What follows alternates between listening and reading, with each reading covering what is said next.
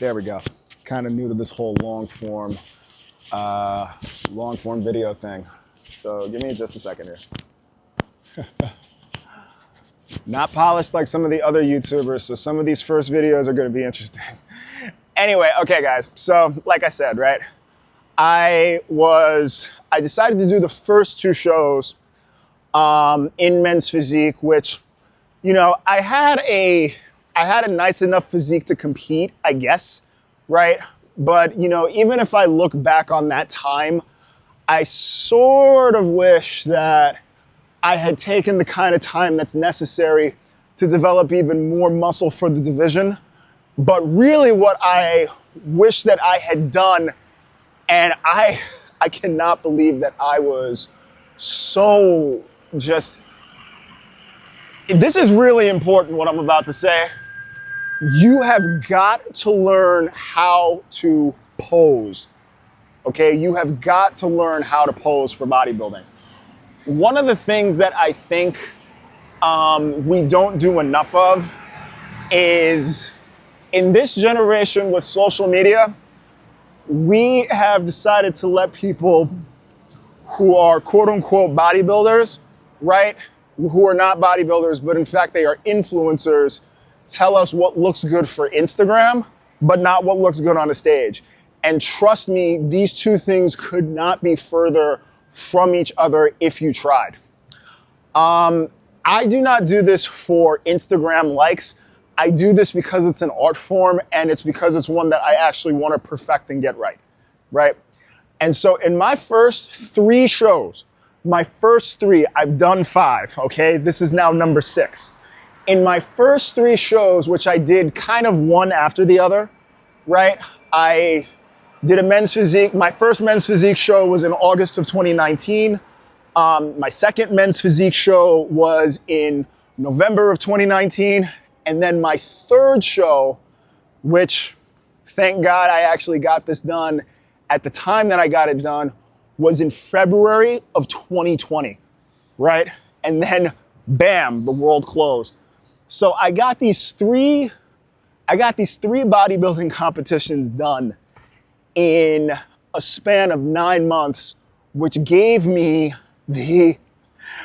the catalyst to making sure that I stayed in shape, not just through COVID, but also gave me the ability to develop the routine that I now have as a competitive bodybuilder who also works in corporate.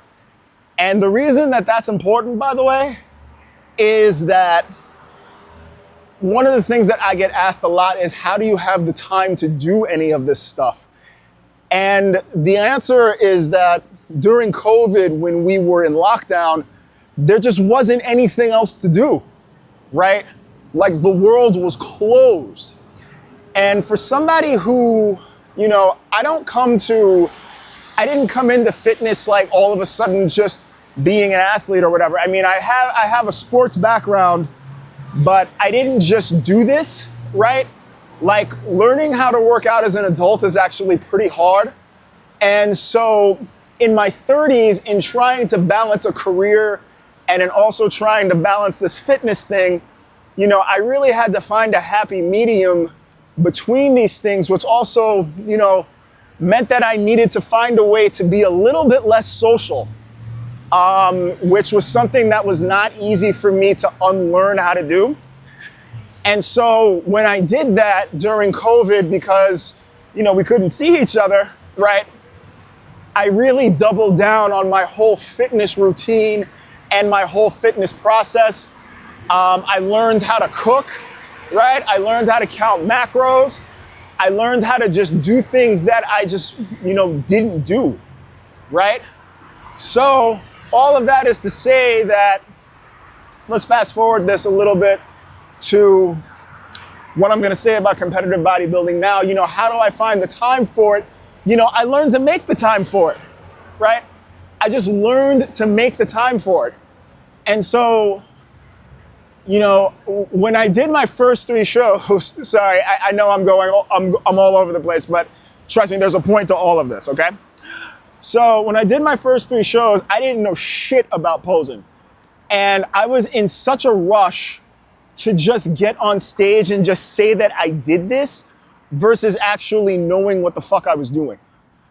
And that made a huge difference in not just my placing, but my approach to how I was going to do this in the first place.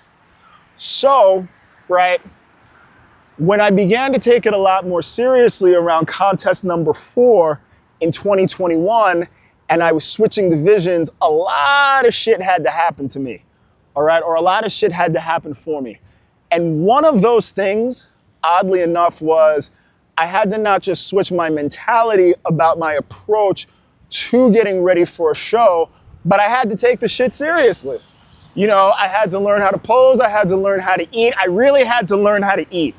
I really had to learn how to eat. Learning how to eat was probably the hardest thing, more so than the workouts and more so than the posing itself, because having to get used to the idea of putting on weight to gain muscle, especially when I had just spent, at least at that point, about 6 years taking weight off of me and trying to get as skinny as possible, not as lean as possible, by the way, which are two different things.